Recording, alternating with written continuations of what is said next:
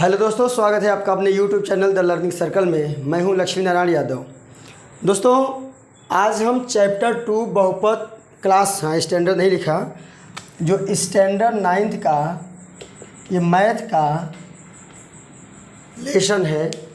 इस लेसन में आइए हम इस लेसन को आज ही शुरू करते हैं, आज ही ख़त्म करते हैं और सारी बातें एक एक बातें आपको समझ में आएगी, मैं गारंटी लेता हूँ। ठीक है ना भाई, ध्यान से देखिएगा तभी समझ में आएगा। ठीक है, अब ऐसा नहीं है कि जो है मैं यहाँ पे पढ़ा रहा हूँ और आप उसको स्किप कर करके देख रहे हैं। चलिए, क्वेश्चन है निम्नलिखित व्यंजकों में कौन कौन एक चर में बहुपद है। कितने चर में बहुपद हैं? एक चर में बहुपद हैं।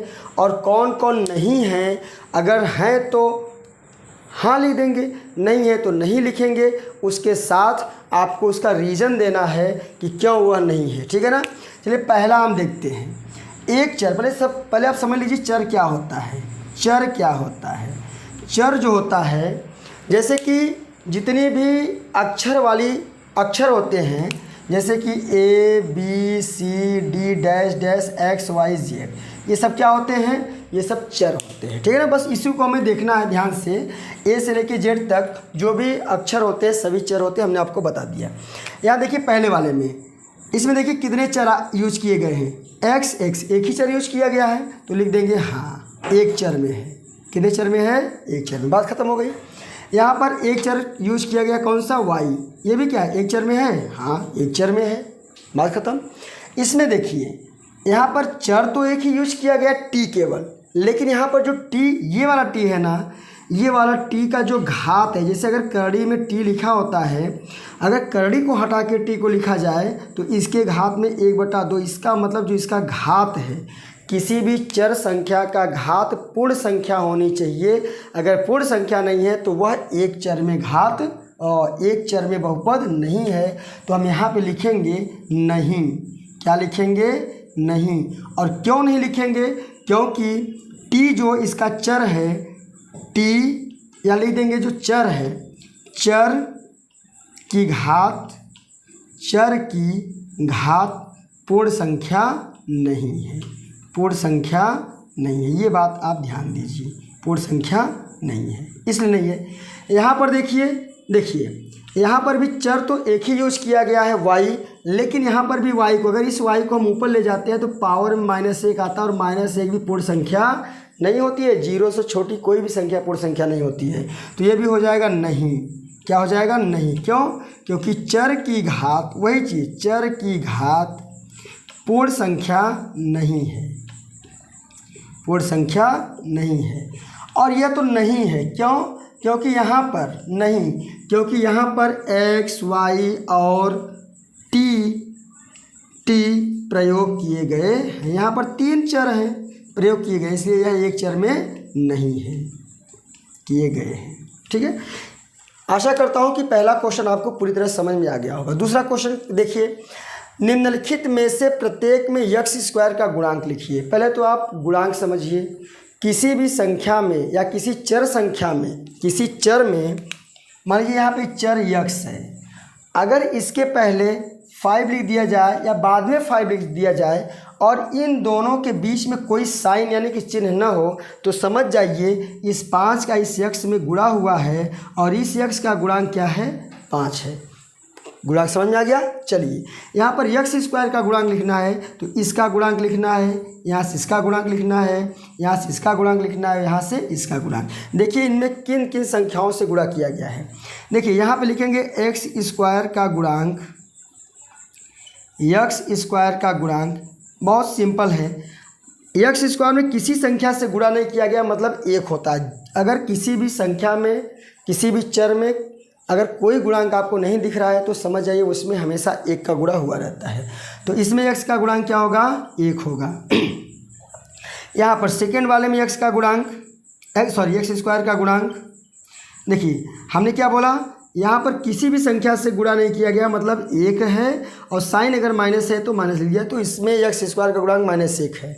यहाँ पर x² में किससे गुणा किया गया है? π/2 से। तो यहाँ पर हो जाएगा x² का गुणांक पाई के बटे में 2 है। ठीक है। यहाँ पर x का गुणांक है पूछा हमसे एक्स स्क्वायर का गुणांक, लेकिन यहाँ पर एक्स स्क्वायर है नहीं। अगर जहाँ पे एक्स स्क्वायर नहीं है तो वहाँ पर उसका गुणांक क्या हो जाएगा भाई, जब है नहीं तो गुणांक तो 0 होगा ना, गुणांक 0 है। ठीक है, ये भी क्वेश्चन आपकी समझ में आ गया होगा। अब आइए क्वेश्चन नंबर 3 के बारे में बात करते हैं। ध्यान से पढ़िए, मैथ है, बहुत ही अच्छा सब्जेक्ट होता है। ठीक है, तो आप इसमें ध्यान दीजिए। अगर आपकी रुचि मैथ में है तब तो आपको मैथ अच्छा लगेगा, अगर आपकी रुचि मैथ के अंदर नहीं है तब तो आपका मन मैथ में कभी लगेगा नहीं और आपको समझ भी नहीं आएगा। ठीक है, तो अपनी रुचि को, अपने इंटरेस्ट को बढ़ाइए। मैथ में अगर फालतू बातों पर ध्यान देते हैं, इधर उधर की सोचते हैं, तो उसको सोचना बंद कर दीजिए। अगर आपको मैथ पढ़ना है तो, और नहीं पढ़ना है तो कोई बात नहीं है, हम आपके साथ ज़बरदस्ती थोड़ी कर सकते हैं। 35 घात के द्विपद का, कितने पद का, द्विपद का, और 100 घात के एक पदी का एक एक उदाहरण। उसे उदाहरण तो बहुत है, अनंत है, इनफाइनाइट है, लेकिन हम कुछ लिखते हैं। मान लीजिए घात कहाँ लगेगा, चर पे लगेगा। किस पे लगेगा, चर। मान लीजिए हम कोई चर ले लेते हैं, एक्स ले लेते हैं। कितना पद है, द्विपद। मान लीजिए 2x + 4 ले लिया हमने। ठीक है, एक पद और ये 2 पद, द्विपद हो गए, बात खत्म। घात कितना बोला, 35, यानी कि जो चर होता है उसके ऊपर कितना घात लिख दिया हम, 35 हो गया। पहला क्वेश्चन हो गया। फिर इसका देखिए 100 घात का एक पदी, एक पदी लिखिए। चलिए 3z हमने लिख दिया, एक ही पद है, कितना घात लिखना है, 100 घात हो गया। इसका मतलब हमने अभी आपको 3 क्वेश्चन बताए और तीनों क्वेश्चन आपकी समझ में आ गया होगा, ऐसा मैं आशा करता हूँ। आइए क्वेश्चन नंबर 4 के बारे में बात करते हैं। निम्नलिखित बहुपदों में से प्रत्येक बहुपद की घात लिखिए। देखिए बहुपद की घात लिखना है, ये पहला बहुपद है। घात लिखने के लिए सबसे आसान तरीका, इसमें देखिए जो चर संख्या सब x है, उसके अलावा कुछ है नहीं, उससे कोई मतलब नहीं है। यहाँ पर x है तो सबसे बड़ी घात जो होती है वही इस बहुपद की घात होती है। किसी बहुपद की सबसे बड़ी जो घात होती है वही उसकी घात होती है। तो इसकी घात क्या हो जाएगी, 3 हो जाएगी। इसमें सबसे बड़ी घात क्या है, 2 है, तो इसकी घात क्या हो जाएगी, 2।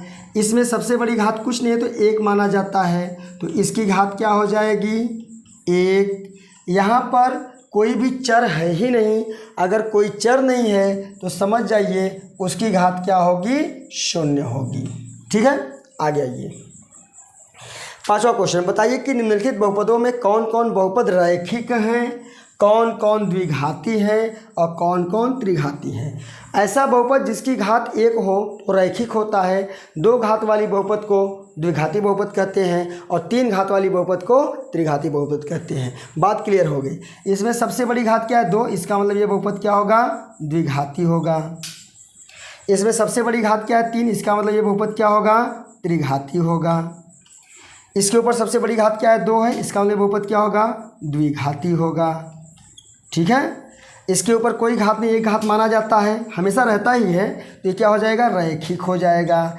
एक घात वाले को रैखिक कहते हैं। ठीक है, आगे देखिए। इसके ऊपर भी कोई घात नहीं तो एक घात मानते हैं, ये भी क्या हो गया, रैखिक हो गया।